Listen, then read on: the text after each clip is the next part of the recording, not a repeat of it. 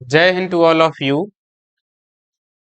मैं अंकित राजपूत आप सभी का आपके अपने YouTube channel perfect coaching centre में स्वागत करता हूं।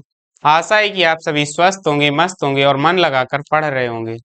तो जैसा कि आप लोग जानते हैं कि इस समय वाली क्लास में हम लोग इस समय कक्षा 12 की फिजिक्स से संधारित्र तथा परावैद्युत चैप्टर के न्यूमेरिकल्स को हल कर रहे हैं, जिसमें हमने अपनी कल तक की क्लास में 27 नंबर तक के सवालों को हल कर लिया था। तो आज की क्लास में हम 28 नंबर से आगे के सवालों को देखेंगे। तो आइए देर ना करते हुए चलते हैं अपनी क्लास की ओर। आज की क्लास का हमारा पहला क्वेश्चन हमारी स्क्रीन पर देखिए 28 नंबर क्वेश्चन है। क्या कह रहा है क्वेश्चन कि क्वेश्चन हमसे कह रहा है कि दिए गए चित्र में ए व बी के मध्य तुल्य धारिता ज्ञात कीजिए। तो यहाँ पर एक चित्र बनाना पड़ेगा, उसको हम बनाए दे रहे हैं। तो कह रहा है दिए गए चित्र में ए व बी के बीच तुल्य धारिता ज्ञात कीजिए। तो तुल्य धारिता ज्ञात करने के लिए हम सबसे पहले तो ये चित्र ही बना देते हैं। तो ये चित्र हमें कोई दे रखा है।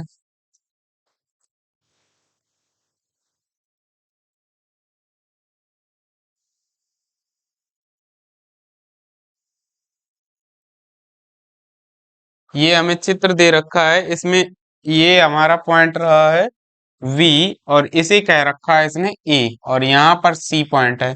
और संधारित्रों की जो धारिताएं दी गई हैं वो हमें 2, 6 और 3 माइक्रोफैरड, 2 माइक्रोफैरड और यहाँ पर 6 माइक्रोफैरड और 3 माइक्रोफैरड दी गई हैं। तो हमसे पूछा गया ए और बी के बीच तुल्य धारिता ज्ञात कीजिए।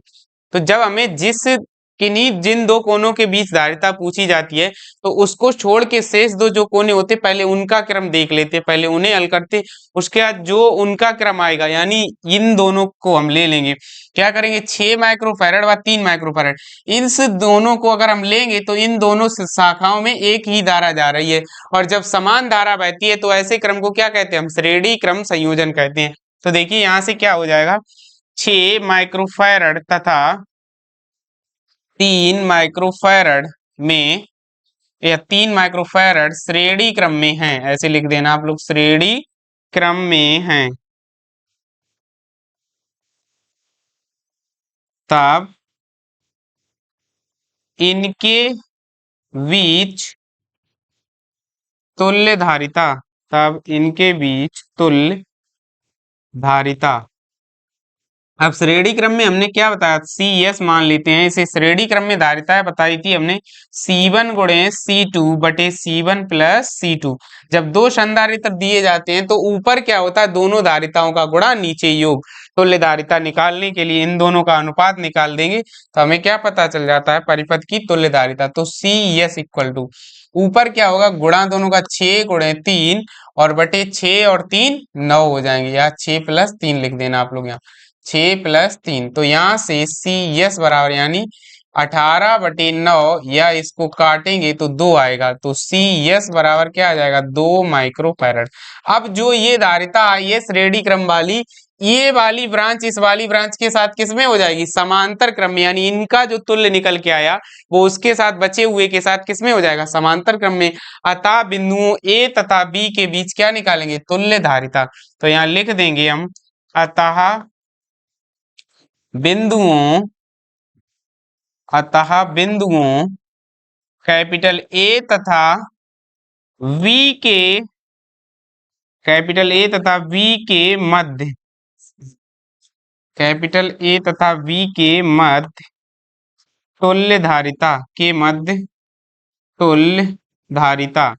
तो तुल्य धारिता हमारी C बराबर क्या हो जाएगा सी एस प्लस बचा हुआ क्या है 2 माइक्रोफैरड। तो यहां से जब हम इसे आगे हल करेंगे तो C बराबर सी एस का मान भी 2 है और उसका मान भी कितना है 2, तो 2 प्लस 2, तो C बराबर हमारा कुल कितना आ जाएगा 4 माइक्रोफैरड। अतः बिंदुओं A तथा B के बीच जो तुल्य धारिता हमारी आएगी वो कितनी आ जाएगी 4 माइक्रोफैरड। बिल्कुल सिंपल सा ही सवाल है। सबसे पहले जो दिया गया है हमसे, उसी के आधार पर हमसे कहाँ पर पूछा गया ये देखेंगे। तो हमसे ए और बी के बीच पूछा गया, तो उसको हम छेड़ेंगे नहीं। बची हुई ब्रांच में पहले देखेंगे ये किस संयोजन में आ रही। तो इस वाली ब्रांच को जब हमने लिया तो इन दोनों के मध्य एक ही धारा जा रही, और जब धारा समान होती है तो कैसा होता है, श्रेणी क्रम संयोजन। तो ये दोनों श्रेणी क्रम में हो जाएगी, इनकी तुल्य धारिता आएगी 2 माइक्रोफैरड, वो इस वाले संधारित्र के साथ किस में हो जाएगी, समांतर क्रम में। और समांतर क्रम में दोनों धारिताओं का क्या हो जाता, सीधा सीधा योग हो जाता। इससे हमें ए तथा बी के बीच तुल्य धारिता प्राप्त हो जाएगी। आशा है आप सभी को ये सवाल समझ में आया होगा, नोट कर लीजिए। और चलते हैं फिर अपने अगले सवाल की तरफ। अगला सवाल हमारी स्क्रीन पर 29 नंबर है। क्या कह रहा है कि 4 संधारित्रों में प्रत्येक की धारिता 1 माइक्रोफैरड है, आप इन्हें किस प्रकार संयोजित करेंगे कि तुल्य धारिता, पहला पॉइंट 0.75 माइक्रोफैरड प्राप्त हो। तो पहले पॉइंट के लिए देखिए, ए सवाल को हल करेंगे। 4 संधारित्र दे रखे हैं हमें, तो पहले के लिए हम क्या करेंगे, मान लेते हैं किन्हीं 3 संधारित्रों को समांतर क्रम में, तथा बचे हुए तीसरे संधारित्र को क्या करेंगे, इसके श्रेणी क्रम में जोड़ के देखेंगे। तो वहां से देखिए क्या करेंगे, 1 माइक्रोफैरड और दूसरा वाला 1 माइक्रोफैरड और तीसरा वाला 1 माइक्रोफैरड, इन तीनों को किस में जोड़ दिया हमने, समांतर क्रम में जोड़ दिया है। इस साइड क्या कर देंगे, कोई पॉइंट ए डाल देंगे। उसके बाद इस साइड में हम क्या करेंगे, एक और संधारित्र जो हमारा बचा हुआ है चौथा वाला, उसको भी जोड़ देंगे और इसे बी पॉइंट डाल देंगे। इसे 1 माइक्रोफैरड कह देना, इसे भी 1 माइक्रोफैरड कह देना, और इसे भी 1 माइक्रोफैरड कह देना, और इसे भी 1 माइक्रोफैरड। इसे आप लोग C1 कह देना, इसे आप लोग C2 कह देना, इसे आप लोग C3 कह देना, सॉरी C3, और इसे बचे हुए को क्या कह दोगे, C4। तो देखिए पहले क्या लिखेंगे, C1 C2 तथा C3, C1 C2 तथा C3 समांतर क्रम में है, समांतर क्रम में है। C1 C2 तथा C3 समांतर क्रम में हैं, अतः इनकी तुल्य धारिता, अतः इनकी तुल्य धारिता, तो यहां से इनकी तुल्य धारिता जब निकालेंगे, C बराबर क्या हो जाएगा, C1 plus C2 plus C3। जब इसे हम और आगे हल करेंगे तो C बराबर क्या आ जाएगा, 1 प्लस 1 प्लस 1। जब इसको हम हल करेंगे आगे तो C बराबर हमारा क्या आ जाएगा, इसे अच्छा आप लोग CP कह देना, पैरेलल कॉम्बिनेशन CP। तो यहाँ से CP बराबर हमारा क्या आ जाएगा, 3 माइक्रोफैरड। अब क्या करेंगे हम आगे, अब इन तीनों का जो इसके साथ आएगा तीसरा, अब इन तीनों का जो तुल्य है वो इसके साथ किसमें होगा, श्रेणी क्रम में। तो अब लिख देंगे CP तथा C4 कैसे हैं, श्रेणी क्रम में हैं। CP तथा C4 श्रेणी क्रम में हैं, श्रेणी क्रम में हैं, तब इनके बीच तुल्य धारिता, तब इनके बीच तुल्य धारिता। तो यहां से C बराबर क्या हो जाएगा, CP इंटू C4, क्या करेंगे, CP इंटू C4 बटे क्या हो जाएगा, CP प्लस C4। तो इसको हल करके देखेंगे, C बराबर क्या हो जाएगा, 3 गुणे 1 बटे 3 प्लस 1। तो यहां से जब हम देखेंगे तो C बराबर क्या आ जाएगा, 3 गुणे 1 को मतलब 3 बटे 4। तो इसको जब हम काटेंगे तो 4 सत्ते 28, भाग खाई की पहले क्या लिखेंगे, शून्य। 4 सत्ते 28 और 4 पंजे 20 माइक्रोफैरड। और यही हमें पहले पॉइंट में ज्ञात करनी थी कि ऐसा संयोजन लगाइए कि जिसकी सहायता से कितनी धारिता हमें प्राप्त हो जाए, 0.7 माइक्रोफैरड तुल्य धारिता। तो क्या करेंगे, किन्हीं 3 संधारित्रों को श्रेणी क्रम में जोड़ेंगे और बचे हुए चौथे संधारित्र को किसमें कर देंगे, इन तीनों के समांतर क्रम में लगा देंगे, जिससे कि हमें हमारी तुल्य धारिता कितनी प्राप्त हो जाएगी, 0.75 माइक्रोफैरड प्राप्त हो जाएगी। आशा है आप लोगों को ये सवाल भी समझ में आएगा, नोट कर लीजिए। और इसी सवाल का फिर दूसरा पॉइंट देखते हैं। दूसरा पॉइंट हमसे क्या कह रहा है, इसी सवाल का बी पॉइंट क्या कह रहा है, देखिए कह रहा है कि तुल्य धारिता 4/3 माइक्रोफैरड प्राप्त हो, 4/3 माइक्रोफैरड प्राप्त हो। इसके लिए क्या करेंगे, अभी हमने क्या किया था, 3 को समांतर क्रम में जोड़ा था और एक को क्या किया था, उसके श्रेणी क्रम में जोड़ दिया था। अब किन्हीं 3 को क्या कर देंगे, हम यहाँ पर उल्टा कर देंगे, इसका श्रेणी में जोड़ देंगे, बचे हुए चौथे को इन तीनों के किसमें, समांतर में जोड़ देंगे।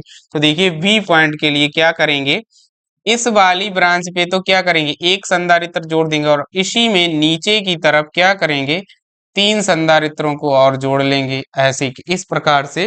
तो यहाँ पर और इस साइड यहाँ स्विच बना देना और इस साइड भी यहाँ पर क्या बना देना, स्विच। 1 microfarad, 1 microfarad, 1 microfarad. अच्छा, इनके नाम रख देना आप लोग, इसे C1 कह देना, इसे C2, इसे C3 बराबर 1 माइक्रोफैरड और इसे C4 बराबर 1 माइक्रोफैरड।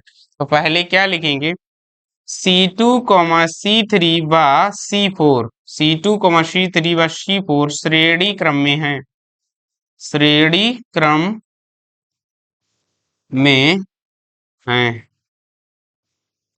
तब यहां से क्या हो जाएगा, तब इनके बीच तुल्य धारिता, तब इनके मध्य तुल्य धारिता क्या हो जाएगा, यहां से हमारा सी यस इक्वल टू क्या होगा, अब यहाँ पर तो आप लोगों को ऐसे ही लिखना पड़ेगा, सी 1/CS बराबर 1/C2 plus 1/C3 plus 1/C4। तो यहाँ से 1/CS बराबर 1/1 प्लस 1/1 प्लस 1/1। तो जब इसका उल्टा करेंगे, पहले तो हम यही करते थे, 1/CS बराबर तो क्या हो जाएगा, 3 हो जाएगा। तो जब इसे हम उलटेंगे तो CS बराबर हमारा आ जाएगा 1/3 माइक्रो फैरड। यहाँ से हमें जो तुल्य धारिता प्राप्त होगी वो कितनी प्राप्त होगी, 1/3 माइक्रोफैरड। अब ये जो CS निकल के आई है वो किसके साथ, C1 के साथ किसमें होगी, CS तथा C1 कैसे हैं, समांतर क्रम में हैं, CS तथा C1 समांतर क्रम में हैं, क्रम में हैं, अतः इनकी तुल्य धारिता, अतः इनकी तुल्य धारिता,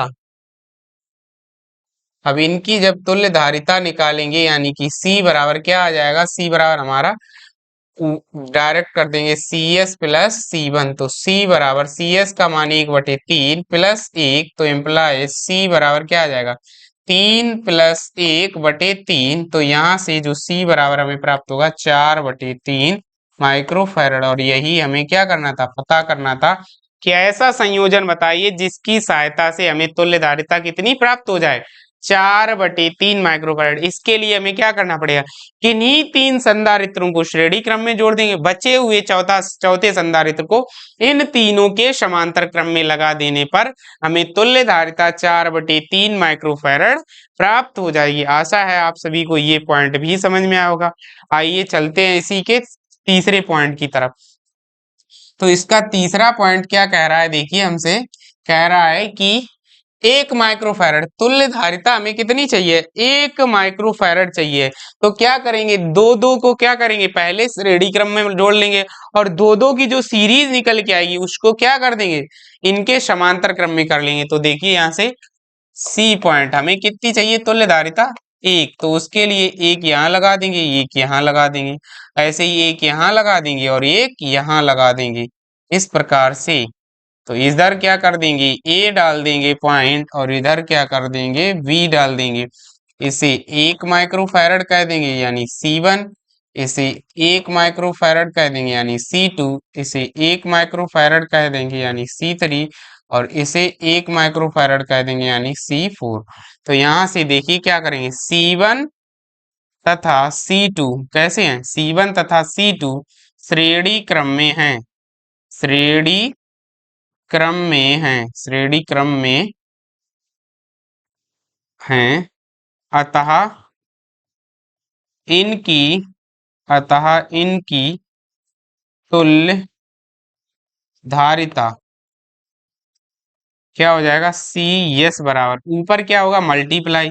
तो यहाँ से क्या होगा, C1 गुणे C2 बटे C1 प्लस C2। जब यहाँ से हम हल करेंगे तो CS बराबर 1 × 1/1 तो जब हम इसे हल करेंगे तो CS बराबर हमारा कितना आ जाएगा जाके 1/2 माइक्रोफैरड। इसी प्रकार लिख देना आप लोग, इसी प्रकार क्या होगा C3 व C4 श्रेणी क्रम में है, 4 श्रेणी क्रम में हैं। तब इनकी तुल्यधारिता को मान लेते हैं CS डैश बराबर क्या हो जाएगी C3 × C4/C3 + C4। तो CS डैश इक्वल टू क्या हो जाएगा 1 × 1/1 + 1 तो CS डैश बराबर क्या आ जाएगा 1/2 माइक्रोफैरड। जब हम इन दोनों को हल करेंगे तो CS तथा CS डैश यहाँ लिख देना, CS तथा CS डैश अब किस में होंगी समांतर क्रम में है। CS तथा CS डैश समांतर क्रम में है, समांतर क्रम में हैं। अतः इनकी तुल्यधारिता, अतः इनकी तुल्य धारिता, तो यहां से क्या हो जाएगा जाके C equal to CS + CS dash, तो C बराबर 1/2 + 1/2 तो C बराबर क्या आ जाएगा 1 माइक्रोफैरड। और यही हमें पता करना था कि मतलब ऐसा कौन सा संयोजन हो जाएगा इनका जिससे हमें तुल्यधारिता 1 माइक्रोफैरड ही प्राप्त हो जाए। तो उसके लिए किन्हीं दो का क्या कर लेंगे सीरीज कॉम्बिनेशन, और इनकी जो तुल्यधारिता आएगी उसका क्या कर देंगे समांतर क्रम। तो इससे हमें क्या प्राप्त हो जाएगी तुल्यधारिता 1 माइक्रोफैरड प्राप्त हो जाएगी। अब इसका जो चौथा वाला पॉइंट है 2.5 माइक्रोफैरड, इसे हम आपके लिए होमवर्क के लिए छोड़ रहे हैं, इसे आप लोग कर लीजिएगा। तो आप लोग उम्मीद है कि आप लोग इसे कर लेंगे अपने हाथों से। आइए चलते हैं अपने अगले सवाल की तरफ। 30 नंबर सवाल देखिए क्या कह रहा है। 30 नंबर सवाल हमारा कह रहा है कि 3, 3 व 6 धारिताओं के संधारित्र को इस प्रकार संयुक्त कीजिए कि तुल्य धारिता 5 माइक्रोफैरड हो। तो क्या करेंगे 3, 3 व 6 की सहायता से हमें क्या चाहिए 5 माइक्रोफैरड धारिता चाहिए। तो इसके लिए सबसे पहले आप लोग सोच लीजिए कि मतलब 5 कैसे आएगी। तो अगर हम 3 और 3 को श्रेणी में जोड़ें तो 1/3 1/3 मतलब या 3 तुरका 9/6 यानी कि कितना आ जाएगा हमारा 3 तुरका 9/6 यानी कि 3/2 आ जाएगा। 3/2 में कितना जोड़ेंगे 6, तो उससे हमें 5 तो प्राप्त होगा नहीं, यानी इन दोनों को श्रेणी में जोड़ के कोई फायदा नहीं। क्या करना चाहिए 3 और 6 को श्रेणी में लेके देखते हैं। तो 3 और 6 को श्रेणी में लेकेंगे 18 बटे कितना आ जाएगा 9, तो यहाँ से 2 आएगा। और 2 को जब 3 के साथ समांतर कर देंगे तो क्या आ जाएगा हमारा 2 को जब इसके साथ समांतर कर 5 आ जाएगी। तो इससे हमें पता चल जाएगा। तो यहाँ से क्या करेंगे पहले 3 माइक्रोफैरड बाद 6 माइक्रोफैरड को किसमें जोड़ेंगे श्रेणी क्रम में। तो देखिए सॉल्यूशन इसका क्या करेंगे 3 माइक्रोफैरड तथा 6 माइक्रोफैरड को श्रेणी क्रम में जोड़ने पर, को श्रेणी क्रम में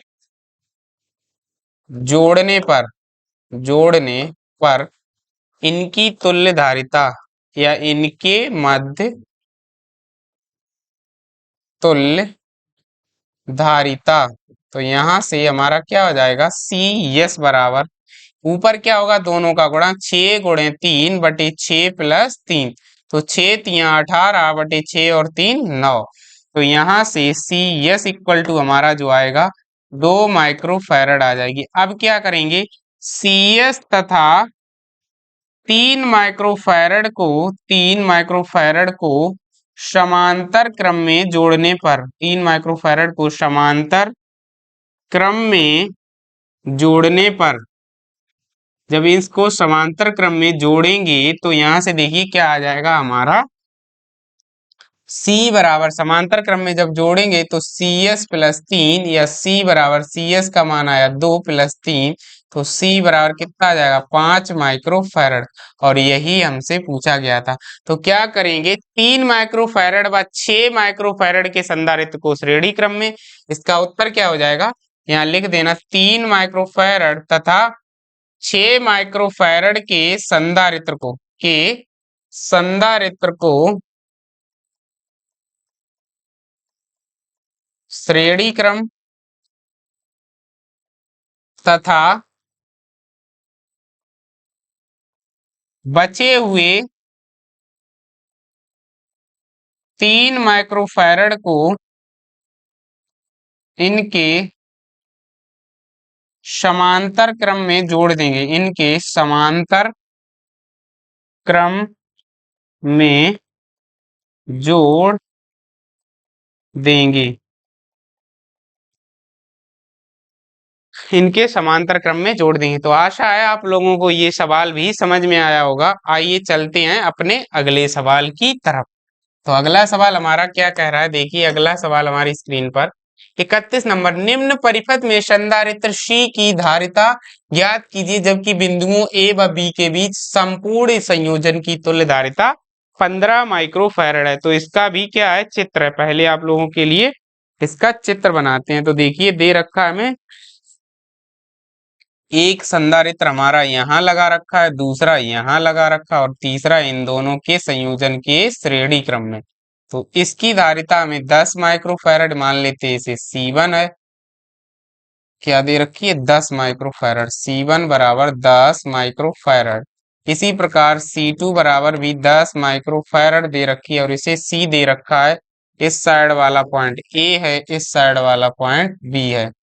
तो अब इसकी तुल्य धारिता जो हमें दे रखी है C, अच्छा इसको अगर C माना है तो C टोटल मान लेना है, इसको आप लोग सफिक्स में लगा दे C। अरे CT बराबर हमें जो दे रखा है वो दे रखी है 15 माइक्रोफैरड, यानी टोटल धारिता इसकी दे रखी है। तो क्या करेंगे, पहले तो C1 तथा C2 देखो चित्रानुसार क्या है, C1 तथा C2 हमें कैसे लग रहे हैं, समांतर क्रम में है, समांतर क्रम में है, समांतर क्रम में हैं। अतः इनके बीच अतः इनके बीच तुल्य धारिता, अतः इनके बीच तुल्य धारिता। तो यहां से तुल्य धारिता क्या हो जाएगी, Cp बराबर क्या आ जाएगा, C1 प्लस C2। तो C1 प्लस C2, तो जब हम इसे हल करेंगे तो Cp बराबर C1 का मान 10, C2 का मान भी 10, तो Cp बराबर क्या आ जाएगा, 20 माइक्रोफैरड। अब क्या होगा आगे, Cp बा C कैसे हैं, श्रेणी क्रम में है, Cp बा C श्रेणी क्रम में है, श्रेणी क्रम में है। अतः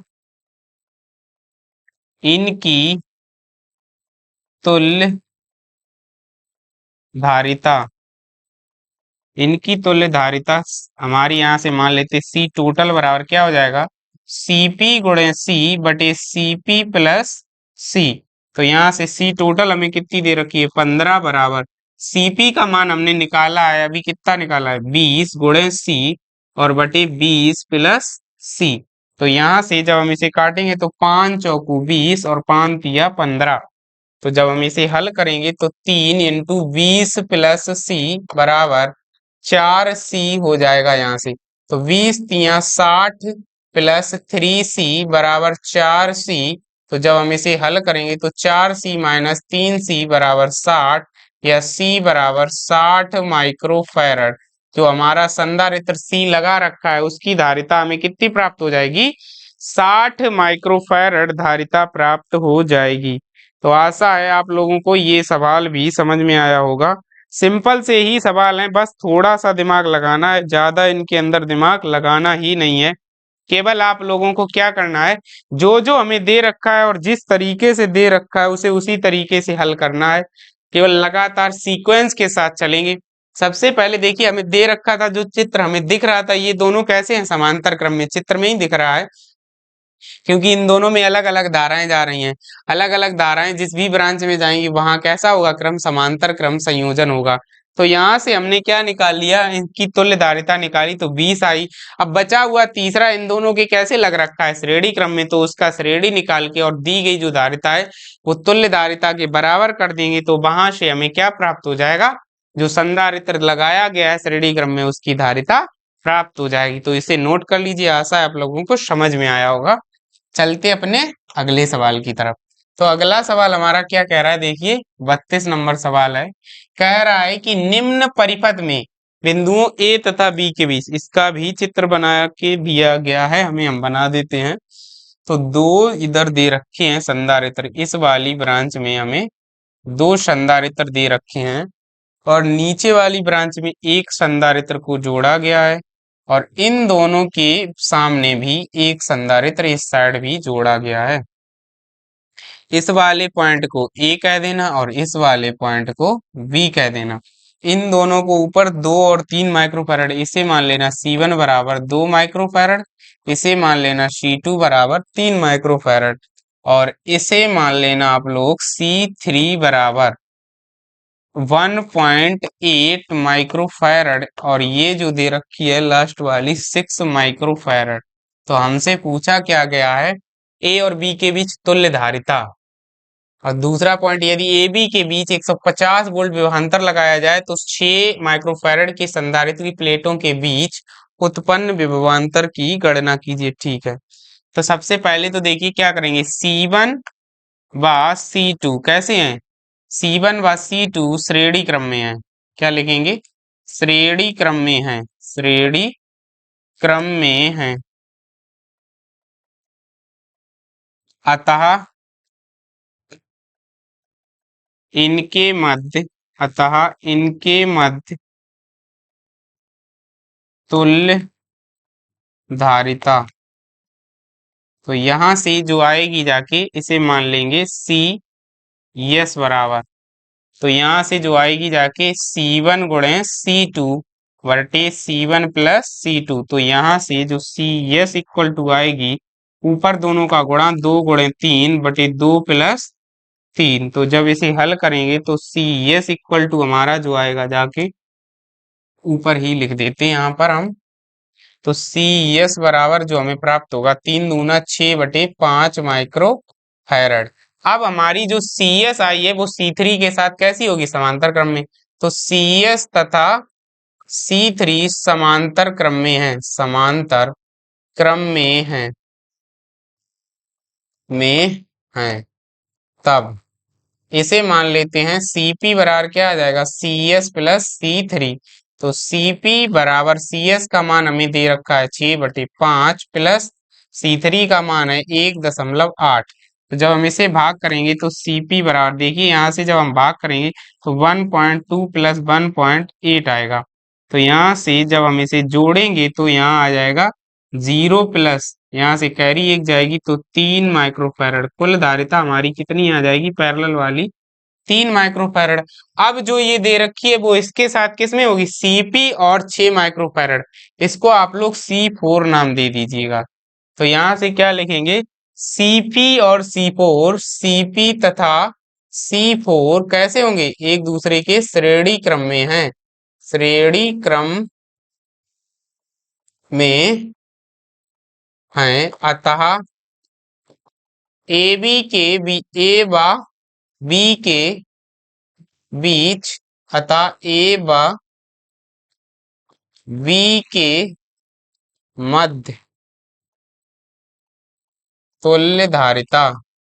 तो यहां से जब निकालेंगे तुल्य धारिता तो C बराबर क्या आ जाएगा, अब श्रेणी में है तो ऊपर गुणा होगा तो 3 गुणे कितना है 6/3 प्लस 6। तो यहाँ आ जाएगा 18/9। तो C बराबर हमें कितना प्राप्त होगा, 2 माइक्रोफैरड प्राप्त हो जाएगा। अब देखिए हमसे क्या कह रहा है सवाल आगे, दूसरा पॉइंट, एक तो ये पूछा गया था धारिता, तो 2 माइक्रोफैरड आ गई। आगे कह रहा है यदि ए और बी के बीच 150 वोल्ट का विभवांतर लगाया जाए, यदि ए और बी के बीच 150 वोल्ट का विभवांतर लगाया जाए तो 6 माइक्रोफैरड धारिता के संधारित्र की प्लेटों के बीच उत्पन्न विभवांतर की गणना कीजिए। तो देखिए 6 माइक्रोफैरड वाला कहाँ रहा, ये रहा। तो ए और बी के बीच हम पहले क्या निकालेंगे, तुल्य धारिता की मदद से हम क्या निकालेंगे, कुल आवेश निकाल देंगे।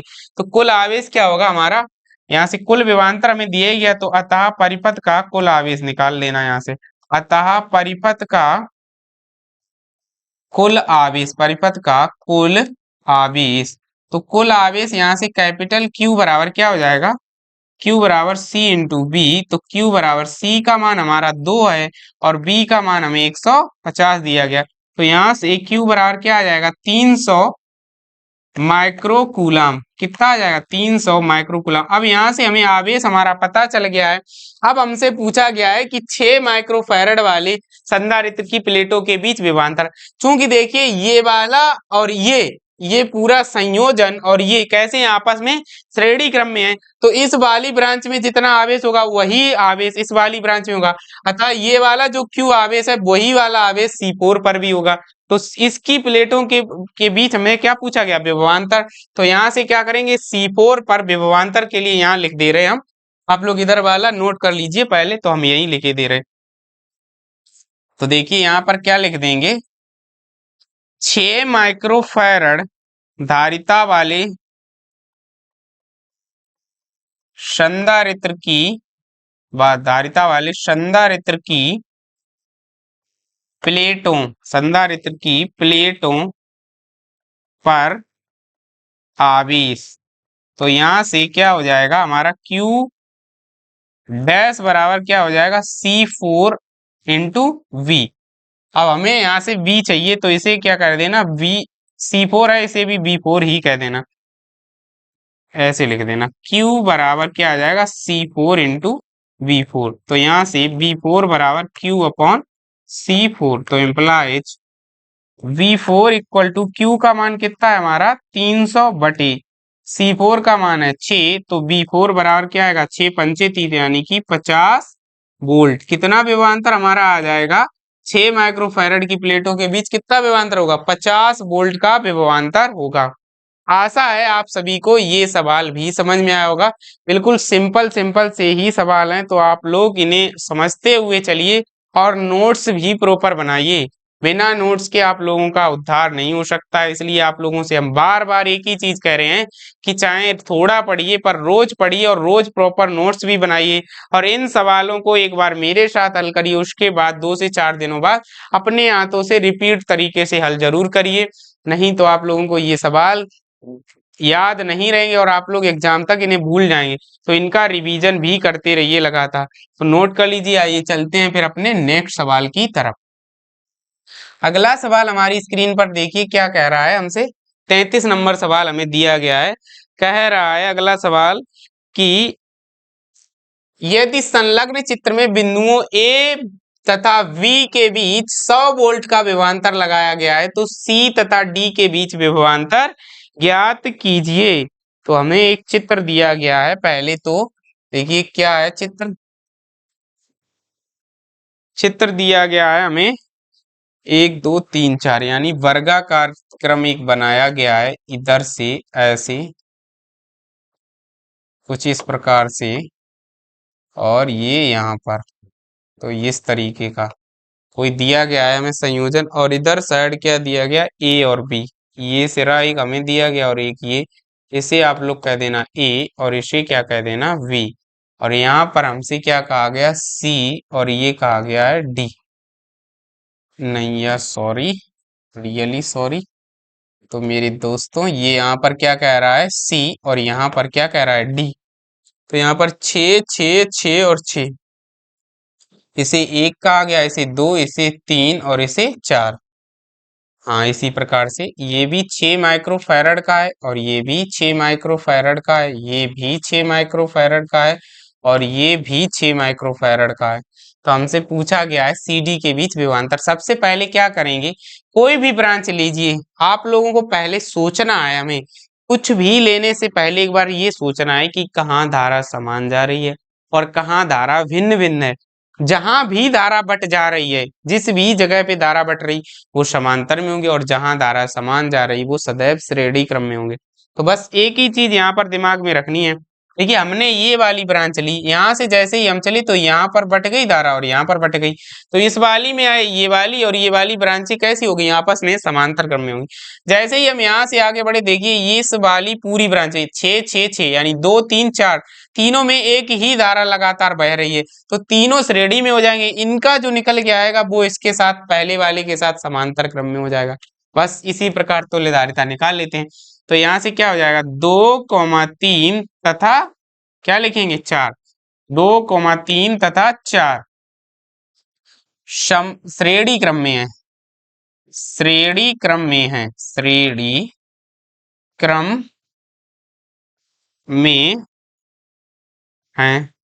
तब क्या करेंगे, यहाँ से इनकी तुल्य धारिता, तब इनकी तुल्य धारिता, तो यहाँ से जब तुल्य धारिता निकालेंगे यानी कि C S equal to C1 plus C2 plus C3, जब इसे हम हल करेंगे तो यहाँ से सी एस बराबर कितना आएगा, यहाँ से ओ सॉरी, रियली रियली सॉरी, यहाँ से देखिए हमसे गलती हो गई, आप लोग भी इसे ध्यान रखिए। 1/C क्या हो जाएगा यहाँ पर 2 प्लस 1/C3 प्लस 1/C4 ऐसे। तो यहाँ से भी क्या होगा 1/C yes equal to 1/6 plus 1/6 और प्लस 1/6। तो यहाँ से 1/CS बराबर क्या आ जाएगा 3/6, या यहाँ से जब इसको काटेंगे तो 1/2, या CS इक्वल टू हमारा क्या आ जाएगा 2 माइक्रोफैरड। अब देखिए 2 माइक्रोफैरड बा C1, यानी कि CS बा C1 कैसे होंगे, समांतर क्रम में है, C1 समांतर क्रम में है। अतः इनकी तुल्य धारिता, अतः इनकी तुल्य धारिता, तुल्य धारिता, तो इसकी तुल्य धारिता अगर हमसे पूछी गई तो इसे क्या कहेंगे, C बराबर, अब समांतर में है तो CS प्लस क्या हो जाएगा C1। तो जब हमने इसे हल किया तो C बराबर CS का मान हमारा आया 2 प्लस 6 बराबर कितना आएगा 8 माइक्रोफैरड, यानी कि C बराबर हमारा कितना आ जाएगा 8 माइक्रोफैरड। अब देखिए यहाँ से हमसे पूछा गया है CD के बीच विभवांतर, तो इसके लिए हमने सबसे पहले क्या कहा, आवेश पता चलना चाहिए उस संधारित्र पर आवेश कितना है। तो आवेश निकालने के लिए क्या करेंगे, ए बी को हमने कितना विभवांतर दिया है 100 वोल्ट का विभवांतर दिया है, तो इन दोनों के ऊपर ही कितना होगा 100 वोल्ट, तो इसकी सहायता से क्या करेंगे हमें धारिता दी गई, कुल विभवांतर दिया तो कुल आवेश निकाल लेंगे। तो परिपथ का कुल आवेश, परिपथ का कुल आवेश कितना आएगा, कुल आवेश Q बराबर किससे लगाएंगे CB से, तो Q बराबर C का मान हमें दे रखा है कितना निकाला 8 गुणे V का मान है 100, तो यहाँ से Q बराबर कितना आएगा 800 माइक्रो कूलम। अब यही Q आवेश, क्योंकि देखिए ये वाली ब्रांच और ये वाली ब्रांच, यहाँ पर यही एक चीज आप लोगों को समझने वाली है कि इन दोनों ब्रांचों के ऊपर आवेश क्या हो जाएगा वट जाएगा, क्योंकि ये वाली ब्रांच और ये वाली आपस में कैसी है समांतर क्रम में है। आप लोग यहीं पर कंफ्यूज मत होइएगा, तो यहाँ आवेश बट जाएगा, तो आवेश यहाँ से देखिए इस वाली ब्रांच के ऊपर आवेश निकालने के लिए इस वाली ब्रांच की धारिता यानी CS को लेंगे हम, तो क्या करेंगे 2 3 व 4 पर आवेश निकालने के लिए C2 C3 व C4 पर आवेश के लिए, पर आवेश समान होगा, पर आवेश समान होगा, अतः इनके में किसी एक पर निकाल लेते हैं, तो हम इसे QCD ही मान लेते हैं। क्या करेंगे QCD बराबर क्या आ जाएगा, इनकी जो तुल्य धारिता आई थी CS, तो CS इंटू इनके ऊपर विभव कितना वही भी रहेगा, तो QCD बराबर हमारा कितना आएगा, CS का मान हमने निकाला था 2 गुणे 100 यानी कि 200 माइक्रो कूलम। अब इनका आवेश हमें पता चल गया 200 माइक्रोकूलम, तो CD के बीच अब हम विभवांतर नहीं निकाल सकते, यही 200 माइक्रोकूलम तो यहाँ पर भी होगा, तो CD पर विभवांतर निकालेंगे, CD पर विभवांतर, विभवांतर B बराबर क्या होगा QCD अपॉन क्या आ जाएगा Q बराबर सी बी होता है यहाँ, तो यहाँ पर सी एस आ जाएगा। बस अब यहाँ से क्या करेंगे, वो उठा के हम यहाँ पर लिख ही दे रहे हैं, सिंपल सा, ये नोट कर लिया होगा आपने। तो यहाँ से Q, वो हमसे क्या पूछा गया, हाँ, वी सी डी बराबर, यहाँ से क्यू सी डी का मान हमने कितना निकाला, 200 बटे, और वो सी एस का मान आया 2, तो यहाँ से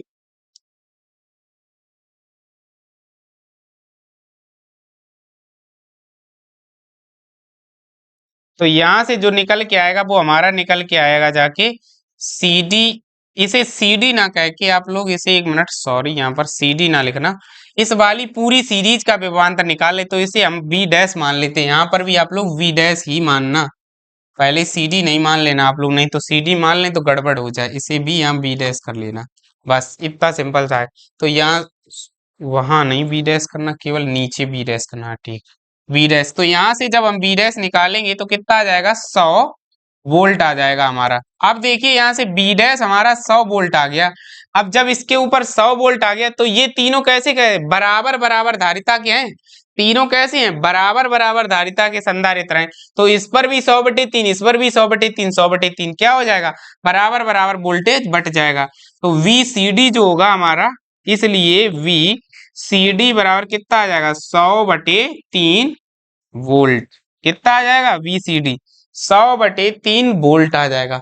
आशा है आप सभी को ये सवाल भी समझ में आया होगा, नोट कर लीजिए आप लोग। उम्मीद है आप लोगों को सभी सवाल समझ में आ रहे होंगे, तो इसे भी नोट कर लीजिए। आइए चलते हैं अपने अगले सवाल की तरफ।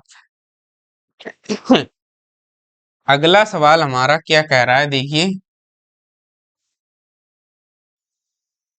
34 नंबर सवाल है, कह रहा है निम्नांकित परिपथों में बिंदुओं ए व बी के बीच तुल्य धारिता ज्ञात कीजिए। तो बहुत ही मतलब चित्र दे रखे हैं 3 4 5, तो हम उनमें से कोई एक चित्र बनाए ले रहे हैं, बाद बाकी आप लोग हल कर लीजिएगा, इसके पॉइंट जो दे रखे हैं। तो हम इसे बना लेते हैं, देखिए पहले ही चित्र हम ए नंबर वाला ही बना लेते हैं, एक समझा देंगे, बाकी आप लोग हल कर लेना खुद से। तो इसे इस प्रकार से बना देंगे, तो यहाँ जोड़ देना आप लोग, यहाँ इस प्रकार से,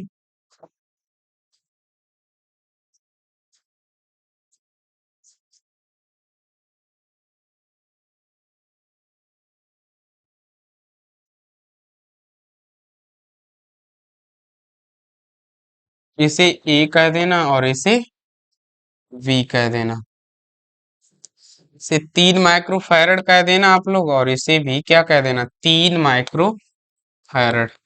और क्या करेंगे हम, एक एक और एक, इसे आप लोग 1 माइक्रो फैरड कहना, इसे भी 1 माइक्रो फैरड और इसे भी 1 माइक्रो फैरड। इसे हम मान लेते हैं C1 है, तो ये C2 हो जाएगा, ये C3 हो जाएगा, ये C4 हो जाएगा, और ये C5 हो जाएगा हमारा। तो बस अब यहाँ से इनके बीच तुल्य धारिता निकालने को कहा, तो सिंपल सा ही सवाल है। तो तुल्य धारिता निकालने के लिए क्या करेंगे, देखिए सबसे पहले इन तीनों को ले लेते हैं। तो देखिए क्या होगा, C2 कॉमा C3 व C4 कैसे होंगे, समांतर क्रम में हैं, समांतर क्रम में हैं। अतः इनके मध्य तुल्य धारिता, अतः इनके मध्य तुल्य धारिता। तो जब तुल्य धारिता निकालेंगे इनके मध्य, इसे मान लेते हैं C पैरेलल, तो क्या आ जाएगा, C2 plus C3 plus C4। तो C पैरेलल बराबर हमारी आएगी जाके 1 प्लस 1 प्लस 1, यानी कि 3 माइक्रो फैरड। अब देखिए C1 CP और C5 कैसे हो जाएंगे, तीनों आपस में श्रेणी क्रम में, क्या लिखेंगे, C1 कॉमा CP तथा C5 श्रेणी क्रम में होंगे, श्रेणी क्रम में होंगे। अतः AB के बीच तुल्य धारिता, अतः AB के मध्य तुल्य धारिता, AB के बीच तुल्य धारिता। तो यहां से मान लेना CAB बराबर, अच्छा इसे आप लोग ऐसे ना लिख के 1/C ही मान लेना, नहीं तो 1/C क्या करना है, 1 प्लस 1/CP और प्लस 1/C5। तो यहाँ से 1/c बराबर 1/c1 का मान हमें दे रखा है 3 प्लस 1/, कितना आया 3, और प्लस 1/, कितना है 3। तो जब इसे हम हल करेंगे तो 1/c बराबर 3 हमारा एलसीएम हो जाएगा 1 प्लस 1 प्लस 1 3/3। जब इसे हम काटेंगे तो 1/c बराबर 1 आएगा, इम्प्लाइज c बराबर 1 माइक्रो फैरड। यहाँ से हमारा c बराबर कितना आ जाएगा 1 माइक्रो फैरड। कितनी तुल्यधारिता आएगी 1 माइक्रो फैरड। इसी प्रकार इसके अगले 2-3 चित्र और दिए गए इसमें, उन्हें भी आप लोग इसी प्रकार हल करेंगे। तो वो हम होमवर्क के लिए छोड़ रहे हैं आप लोगों के लिए। आइए देखते हैं अगला सवाल क्या है। अगला सवाल हमारी स्क्रीन पर क्या कह रहा है हमसे। अच्छा, ये यहीं तक थे इस स्लाइड में सवाल, तो इसका देखते हैं। एक और सवाल हम आपको लगवा देते हैं। अगर यहाँ पर हम ज्यादा नहीं छोड़ेंगे आप लोगों के लिए, एक सवाल इसका डी वाला हमें लग रहा है थोड़ा सा टफ है, तो वही हम लगा देते हैं। अच्छा, तो यहाँ पर रहा ये और एक ये, और इन्हीं के बीच वाली सीरीज में एक यहाँ पर इस तरीके से कोई लग रखा है और एक यहाँ पर लगा रखा है। इसको उन्होंने इस तरीके से जोड़ रखा है, और यहाँ पर ए पॉइंट का है और यहाँ पर वी पॉइंट का है। इस प्रकार से जोड़ रखा है। इसे उन्होंने कहा है 6 माइक्रो फैरड। इस वाले को कह रखा है उन्होंने 5 माइक्रो फैरड, और इस वाले ऊपर दोनों को कह रखा 2 और 2 माइक्रो फैरड, 2 माइक्रो फैरड और 2 माइक्रो फैरड। इसे आप लोग C1 मान लेना, इसे C2 मानेंगे, इसे C3 मानेंगे, इसे मान लेना आप लोग C4। तो यहाँ से देखिए क्या करेंगे, पहले C1 और C2 को लेते हैं। तो देखिए ये वाली ब्रांच और फिर ये इसके साथ किसमें हो जाएगी, समांतर में। तो क्या करेंगे, देखिए C1 बा C2 एक दूसरे के कैसे हैं, श्रेणी क्रम में है, क्रम में है। अतः इनकी तुल्यधारिता, अतः इनकी तुल्यधारिता। तो यहाँ से जब हम इसे हल करेंगे तो सी यस इक्वल टू क्या आ जाएगा, जाके ऊपर C1 गुणे C2 बटे नीचे C1 प्लस C2। तो जब हम इसे हल करेंगे तो यहाँ से सी यस बराबर आएगा 2 गुणे 2 बटे 2 प्लस 2। तो सी यस इक्वल टू आएगा 4/4। इसे काटेंगे तो सी एस हमारा 1 माइक्रो फैरड आ जाएगा। अब सी एस और C3 कैसे होंगे आपस में, समांतर क्रम में। तो सी एस बा C3 कैसे हैं, समांतर क्रम में है, समांतर क्रम में है। तब Cp निकालेंगे, यानी इनकी तुल्यधारिता क्या हो जाएगी, Cs प्लस C3। तो Cp इक्वल टू कितना आएगा, जाके Cs का मान 1 प्लस C3 का मान 5 है। तो यहाँ से कितना आएगा, Cp बराबर 6 माइक्रो फैरड। अब हमारा जो बचा हुआ आया Cp जो आया वो इसके साथ सीरीज क्रम में आ जाएगा। किसमें आ जाएगा, श्रेणी क्रम में। तो यहाँ से आप लोग क्या लिखेंगे, Cp तथा C4 श्रेणी क्रम में है, श्रेणी क्रम में हैं। अतः AB के बीच तुल्यधारिता, अतः AB के बीच तुल्यधारिता, तुल्यधारिता।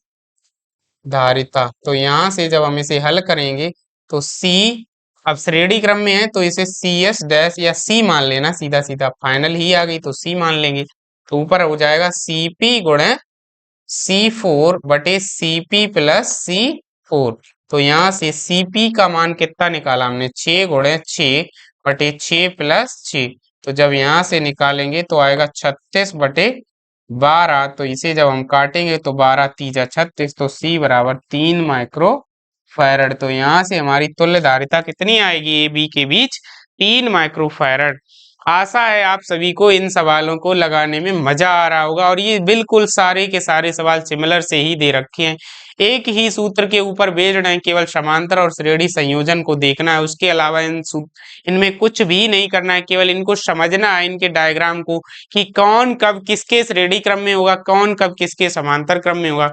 तो आशा है कि आप सभी को ये सवाल समझ में आ रहे होंगे और आप लोग मजे से पढ़ भी रहे होंगे। अगर आप लोगों को ये सवाल समझ में आ रहे हैं और आप लोग अगर हमारे चैनल पर नए हैं तो हमारी वीडियोज को लाइक कीजिए, चैनल को सब्सक्राइब कीजिए और अपने यार दोस्तों के साथ भी इसे शेयर कीजिए, जिससे कि हमारा भी हौसला बना रहे और आप लोगों को ऐसी ही मज़ेदार वीडियोज और भी आगे मिलती रहें। और आप लोग हमारे साथ ऐसे ही जुड़े रहिए 2025 तक। जब तक आपके एग्जाम्स होंगे हम आप लोगों को एकदम बहुत ही धारादार तरीके से तैयार कर देंगे, जिससे आप लोग एग्जाम में बहुत ही अच्छा स्कोर करेंगे। तो आज की क्लास के लिए बस इतना ही, मिलते हैं आपको अगली क्लास में, तब तक के लिए जय हिंद।